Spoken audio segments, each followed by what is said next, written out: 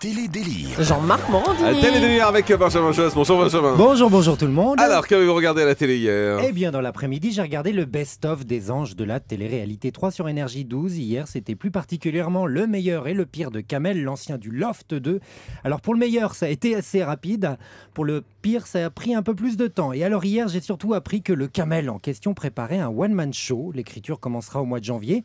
Il lui reste donc un mois pour apprendre à écrire. Ça va être court. Bon, et le soir, vous avez regardé TF1? Oui, j'ai regardé Doc Martin à 20h50. Enfin, le premier épisode, faut pas pousser non plus. En tout cas, on ne peut pas dire qu'avec un tel titre, on nous ait menti sur la marchandise. Doc Martin, c'est un clin d'œil à la célèbre marque de chaussures Doc Martens. On comprend donc pourquoi c'est écrit avec les pieds.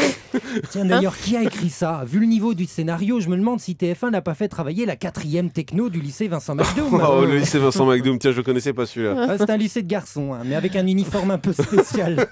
Bon, vous avez zappé après. Oui, j'ai zappé sur NT1 pour regarder Tous différents. Le thème d'hier, c'était Don Juan, virgule, incasable, 2 points à la recherche du grand amour. Alors, je traduis ce thème pour ceux qui ne connaissent pas ce genre d'émission. Don Juan, ça veut dire gros beauf, un peu trop sûr de lui. Incasable, ça veut dire cas sociaux dont on va pouvoir se moquer. Et à la recherche du grand amour, c'est tout simplement pour dire qu'ils vont être dans des situations très embarrassantes. Et je dois dire que j'ai pas été déçu. Le vieux beau cinquantenaire qui servait de Don Juan a commencé par donner ses secrets de séduction. Alors, prenez des notes, bande de petits chanceux, j'ai tout répertorié. Il faut d'abord savoir chanter le géant de papier. Quand je le regarde, moi l'homme loup. Oui, ouais, Oula, ça, retenez ouais, Julie, elle est à 2 doigts de me sauter dessus. C'est pour m'étrangler, pas pour m'embrasser. Ouais, je vous confirme. Bon, autre conseil de séduction, c'était quoi? Il faut ensuite une chemise qui brille, c'est encore mieux. C'est sans doute pour cacher le fait que lui n'est pas vraiment brillant, calembour.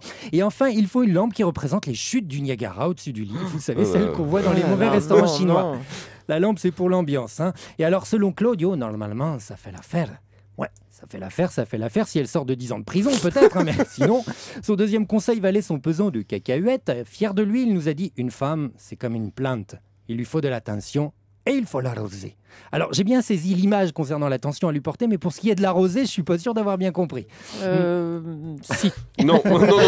L'argent, peut-être. Et du côté des incasables, il y avait qui? Formidable, Frédéric, le pauvre. Oh, lui, il a été à la poursuite de l'amour pendant toute l'émission, mais j'ai bien l'impression que l'amour court plus vite que lui. S'il veut de l'affection, il ferait mieux d'adopter un chat, ce serait plus rapide.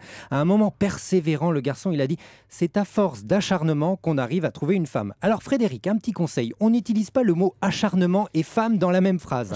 À moins de participer à la mission, faites entrer l'accusé. Merci beaucoup, Benjamin Josse. Allez, tout de suite, le télérépondeur 24h sur 24 et 7 jours sur 7. C'est vous qui le dites.